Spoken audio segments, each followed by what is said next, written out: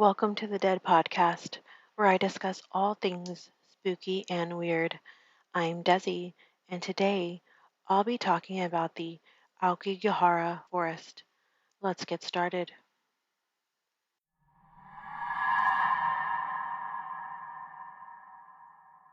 Hey everyone, how is everyone doing tonight? I hope y'all are doing good. I am drinking tonight. I had some leftover Coke from dinner. I had Whataburger for dinner, so if you're from Texas, you know. But yeah, so I had some like a little Jack Daniels, like whiskey little bottle. So I just poured that in my Whataburger Coke cup. And so that's what I am drinking. And I have a new shirt. It's not a shirt, I guess sleep dress thing that I got. And it's so funny. So it is the Bride of Frankenstein. And she has like her big hair and a comb and a hairspray.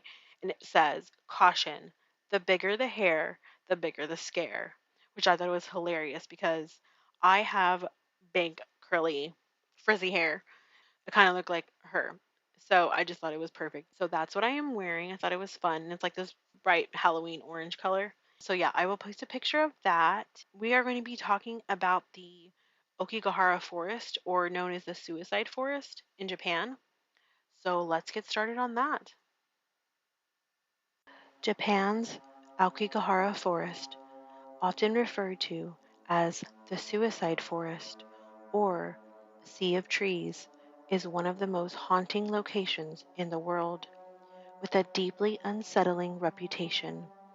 Located at the base of Mount Fuji, this forest is shrouded in eerie legends, tragic histories, and an unnerving silence.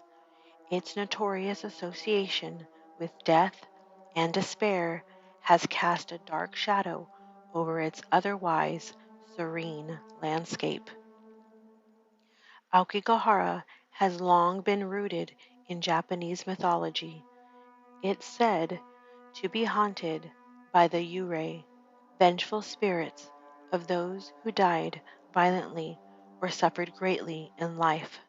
In ancient times, the forest was associated with ubaste, the grim practice of abandoning the elderly or infirm to die in the wilderness during times of famine or hardship. Those left behind are believed to have become restless spirits, fueling the forest's sinister energy. Many Japanese people believe that the forest is cursed, a place where malevolent spirits roam. The heavy density of the trees, which block out the wind and create an eerie stillness, only amplifies the unsettling atmosphere. Okigahara's tragic connection to suicide began in the mid 20th century and has only grown over the years. The forest is now infamous for being one of the world's most popular places to end one's life. Every year, dozens of bodies are recovered from the dense labyrinth forest, though the true number may be higher as many remain undiscovered. This trend was amplified by the 1960 novel Black Sea of Trees, in which two characters take their own lives in the forest. Over time, this work, along with Japan's increasing struggles with mental health, economic stress, and societal pressure, led Okigahara to become a symbolic place of death. Additionally, Wataru Tsurumi's 1993 controversial book, The Complete Manual of Suicide, explicitly mentioned Okigahara as an ideal spot for taking one's life. This led to an even greater influx of people seeking the forest for that purpose. Visitors to Okigahara describe an overwhelming sense of isolation and dread. The dense foliage absorbs sound, creating a deathly silence that is broken only by the occasional wind or the distant call of a bird. Compasses and GPS devices are said to malfunction within the forest, adding to the disorienting feeling of being trapped in an endless sea of trees. Many report feeling an oppressive weight on their shoulders, as if they are being watched by unseen eyes. One of the most common paranormal phenomena reported by visitors to Aokigahara is the sound of whispering voices. Those who wander alone often hear faint murmurs coming from deep within the trees, as though a group of people is quietly speaking just out of sight. However, no matter how much they search, no one is found. Some believe these whispers come from the Yurei, restless spirits who are trapped in the forest, calling out to anyone who enters, seeking to draw them deeper in the darkness. Many hikers have reported encounters with ghostly figures wandering aimlessly in the forest. These apparitions are often described as wearing white clothing, which is a traditional funeral attire in Japan. They appear suddenly on the paths only to vanish without a trace. Some believe these figures are the spirits of those who died in the forest, their souls unable to find peace. One particularly well-known legend is that of a woman in white, often seen sobbing as she walks among the trees. Those who have encountered her say she is dressed in an old-fashioned kimono and appears lost, asking passerbyers for help in finding her way out. When they offer to assist, she leads them deeper into the forest before disappearing entirely. Many people who explore Okigahara report finding abandoned items scattered across the forest floor. These items often include personal belongings such as wallets, shoes, and notes left behind by those who came to the forest to take their own lives. Some items are eerily intact, as if frozen in time, while others have been weathered by the elements, suggesting that they have been there for years. One chilling discovery was made by a group of hikers who found a pile of clothes neatly folded on the ground. There was no sign of the person who had left them there, and the hikers reported feeling a sudden drop in temperature around the area. They quickly left, unnerved by the presence of the invisible owner of the clothes.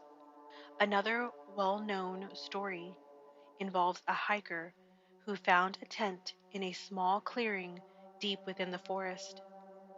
The tent appeared to have been abandoned for some time, with mold growing on the fabric and dirt caked on the exterior. Inside the tent, the hiker found a sleeping bag, personal belongings, and a half-eaten meal. Everything looked as though the person had intended to return. What made this discovery even more disturbing was that despite the tent's aged appearance, the food inside was still fresh. The hiker left immediately, believing the tent was tied to something supernatural. Throughout the forest, there are signs urging people to seek help rather than end their lives, written with messages like, "Think about your family," and "Please consult the police before you decide to die." These signs are placed by the local government and volunteers who regularly patrol the area in an attempt to prevent more deaths. Volunteers also conduct annual body searches, an eerie task that often uncovers the remains of those lost to the forest. Many spiritualists believe the forest to be a vortex of negative energy. Those who enter it are thought to become overwhelmed by the collective despair of past victims, leading them to take their own lives. The Yurei, especially those who died in violent or tragic ways, are said to pull the living towards death. These spirits are believed to roam the forest, eternally trapped in a loop of their own suffering, longing for release. It is said that the dead in the Aokigahara do not rest. Their tortured souls are believed to still wander among the trees, their grief and anger contaminating the forest with an oppressive aura that can drive visitors to madness or despair. Some believe that the spirits actively try to draw others to join them, whispering to vulnerable minds, urging them towards suicide. Many paranormal investigators have ventured into Aokigahara to capture evidence of the forest's supposed hauntings. While some have dismissed the stories as folklore, others have returned with chilling accounts. It is common for people exploring Aokigahara to experience malfunctions with electronic devices, such as cameras and GPS systems. Paranormal investigators have reported their cameras suddenly shutting off, batteries draining inexplicably, or footage becoming corrupted. Some believe this is due to the spiritual energy of the forest, which interferes with technology. One investigator described how their compass began spinning uncontrollably while they were deep in the forest. No matter how far they walked, this compass wouldn't settle, leaving them disoriented. After wandering for hours, they finally managed to find their way out, but they left convinced that the spirits were playing tricks on them. Paranormal investigators have also reported seeing shadowy figures darting between trees or standing just out of reach of their flashlight beams. Some have captured what appears to be shadowy shapes on film, though skeptics argue that these could be tricks of light or imagination. One particular group described seeing a tall, dark figure standing silently between the trees, watching them as they conducted their investigation. When they approached, the figure vanished. They continued to feel a heavy, oppressive presence throughout the night, as though they were being watched from all sides. Aokigahara remains a deeply troubling location where natural beauty collides with overwhelming sadness. It stands as a symbol of Japan's struggles with mental health, social isolation, and the stigma surrounding suicide, while efforts are continually made to prevent further deaths. The forest haunting legacy is unlikely to fade anytime soon. Its sinister reputation, combined with the legends and tragic histories that surround it, cements its place as one of the world's most unsettling and eerie locations. Now I will read to you two supposed encounters in the Aokigahara forest. The first encounter. Close to the town of Fiji in Japan, there is a forest called Aokigahara, but you might know it by another name, the suicide forest. Around 30 people take their own lives in that forest every year, and for good reason. The place has multiple signs which tell you to value your life and think things through before entering alone. This, however, wasn't enough to keep my friends and I from staying the night in that accursed place. It was just a silly dare. It wasn't supposed to go like this. All we had to do was stay the entire night in that place. No one could foresee what would happen inside of Aokigahara. Brandon, Jen, and I had already visited the forest, but only for a few hours and during the day. This would be the real deal. We packed enough food for 2 nights, a map, and 3 sleeping bags. Everything was set for our expedition, so we drove back to the forest, ditched the car, and crossed a sign which read, "Your life is valuable. Do not enter alone." This gave us an idea. We should separate, and if anyone chickened out, he would have to pay $20 to the other two. I was separated from Jen and Brandon, and I was left alone in the darkness. I had already fallen asleep when I heard a loud sound. that woke me up. It sounded like two rocks banging together. I heard it again, followed by a cracking sound. I stood up and turned on the flashlight in my phone. The sound didn't sound too far away. In fact, it sounded like it was just meters away, so I walked in the direction from which I had heard it. It was hard to see, even with my phone. The amount of plants covered a big part of the light, but I had a rough idea where the sound had originated, so I trusted my own sense of direction enough to keep moving. What I saw will stay in my dreams for the rest of my life. Lying on the floor, there was a rock covered in red liquid. Beside it, there was the body of a man. Brandon's head was completely destroyed. His blood covered a large rock, which must have been what he used to bang his head when he decided to end his life. He seemed so happy the night before. I could not understand what drove him to do what he did. Now I needed to find Jen.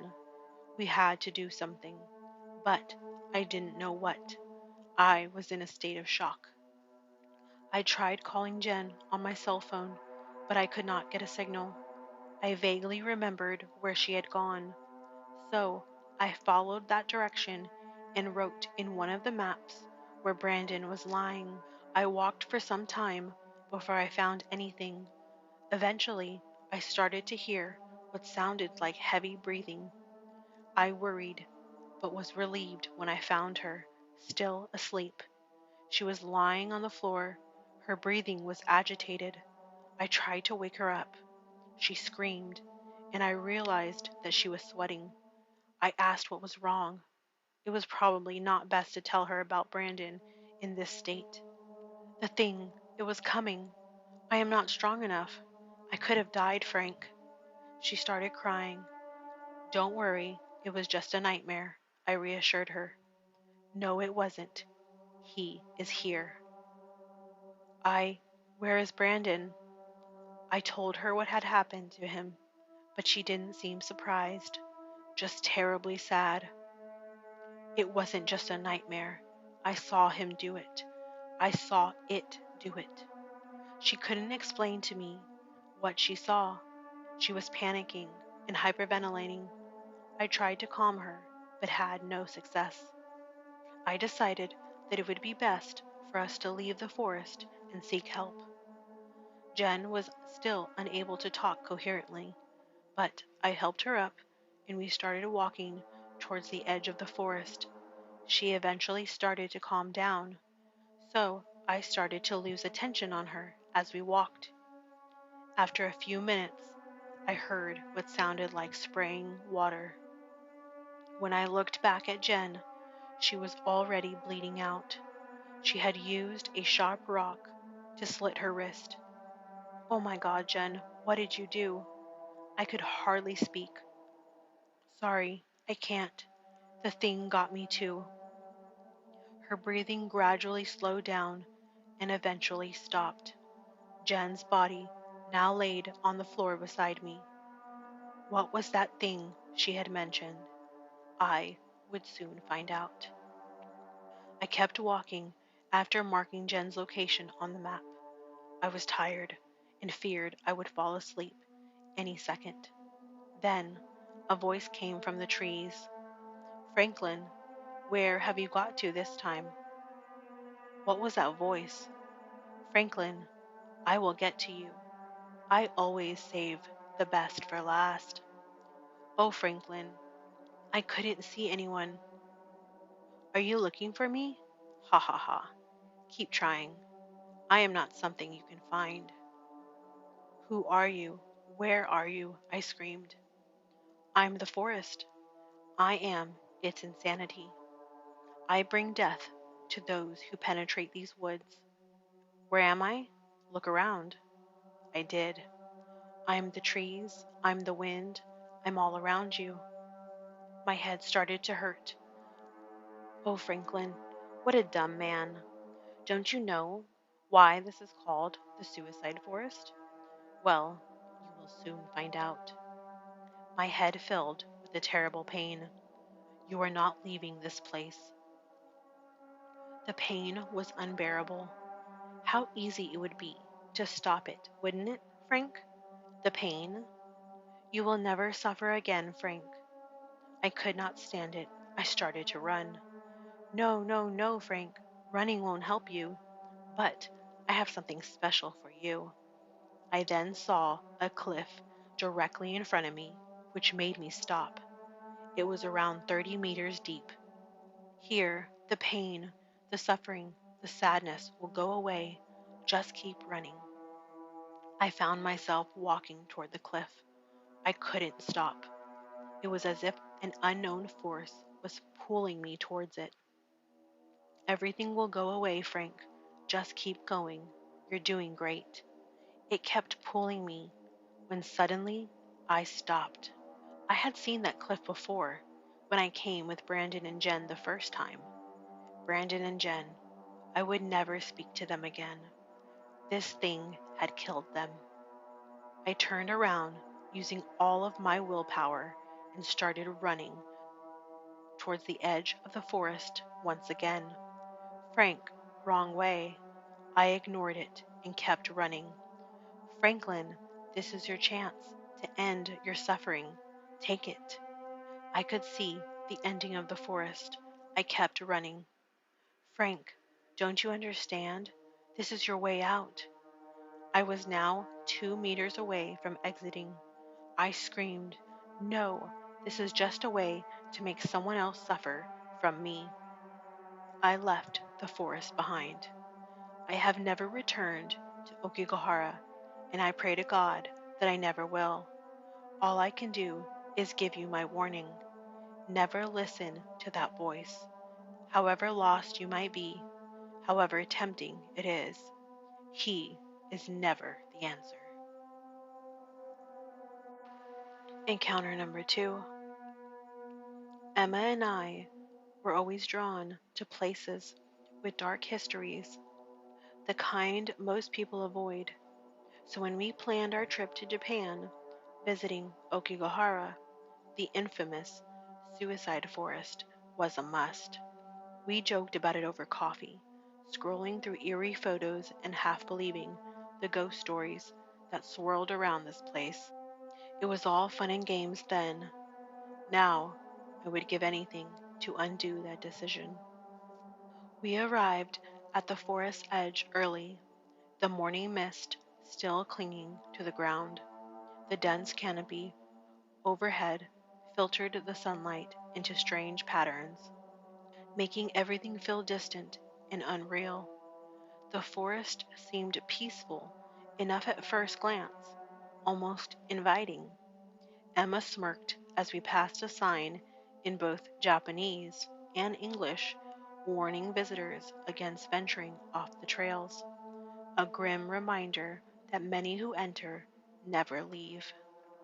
They put these signs up to scare tourists, I bet, Emma said, her tone teasing, though I could sense a slight tremor beneath her words. Yeah, maybe, I replied, my gaze drifting to the darkened path ahead. I forced a smile, trying to match her bravado, but I couldn't shake the tightness in my chest. Stick close, okay? She laughed. What, you're worried a ghost is going to snatch me up? I rolled my eyes, but I couldn't help smiling. Just don't wander off, Emma. This place is different. We moved deeper into the forest, following the winding trails. At first, it was just us, our footsteps crunching over the old volcanic rock, the occasional bird chirping overhead. But then the air began to change. It felt thicker, heavier, as if the forest was breathing. I felt the hair on the back of my neck stand up. Emma seemed less chatty, her steps slower, more deliberate. We came across a series of faint red stains on the ground, leading down further the main path. Emma stopped. her eyes narrowing. "Do you see that?" "Probably an animal," I said, though my voice came out smaller than I intended. "Looks fresh. What if it's hurt? Oh, what if someone is hurt?" Her brow furrowed. Before I could stop her, she was already moving forward, her feet crunching leaves as she ventured down the trail, following another trail to the right. "Emma, wait," I called, but she kept going, ignoring my warning.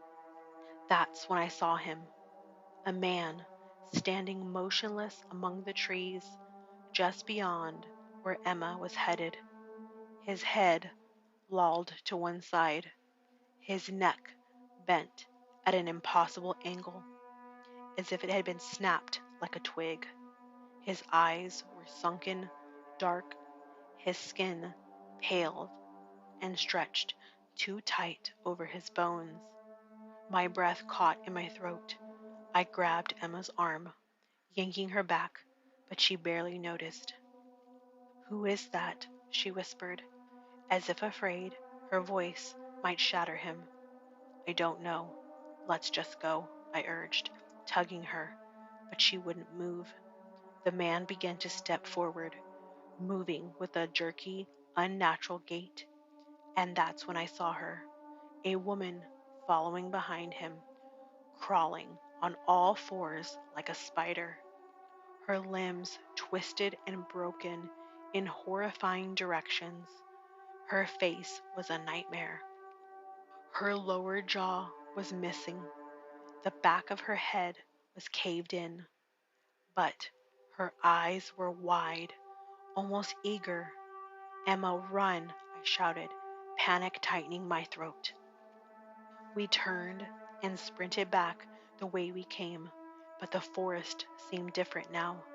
The paths twisting, closing in on us.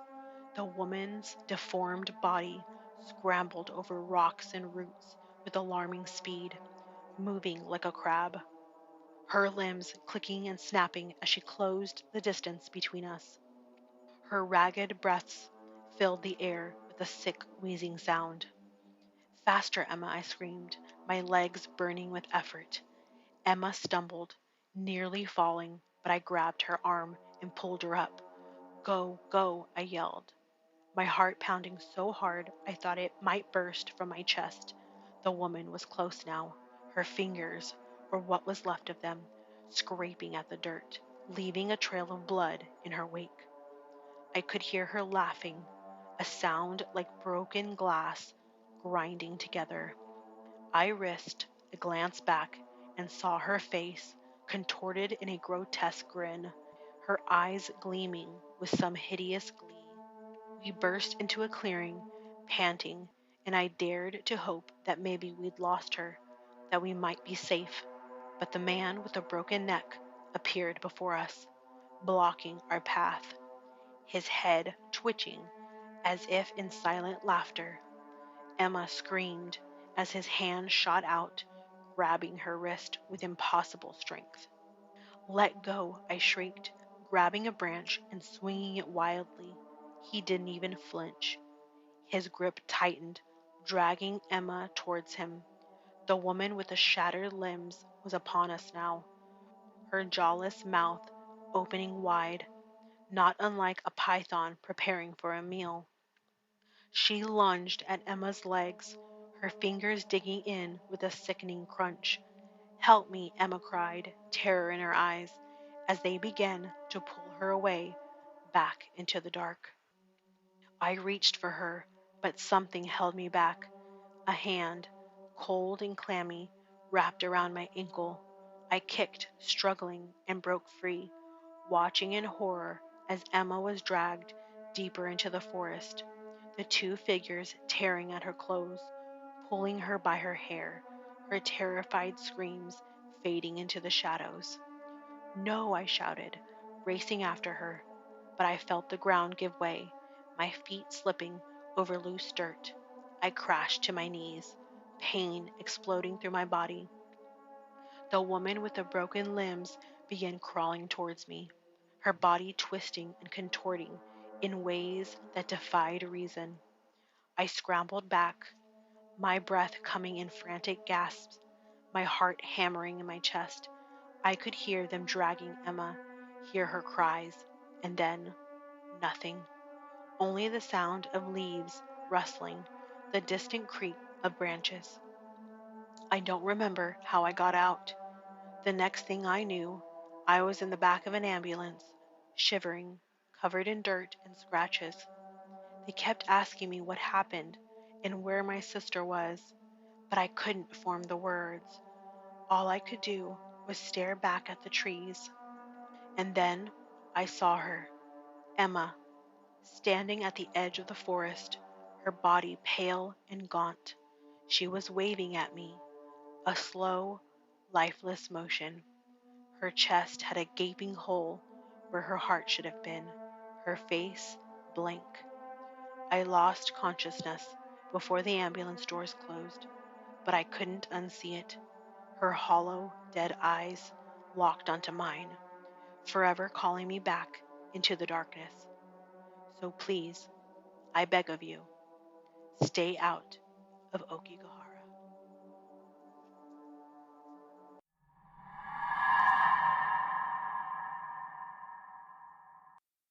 That brings me to the end of this episode. Thanks for listening to the D.E.A.D podcast. Please follow me on Instagram, Facebook, and TikTok at the D.E.A.D podcast. Also, feel free to send in your stories, episode suggestions, or feedback at the D.E.A.D podcast 1 at gmail.com or send me a DM on Instagram. Also, be sure to check out the D.E.A.D podcast merch. Right now through November 2nd, the new Halloween collection is available, so be sure to get yours while you can. The link is in the show notes. If you enjoyed this show, please rate and review the podcast on whatever platform you are listening on, and be sure to come back next week for my next episode.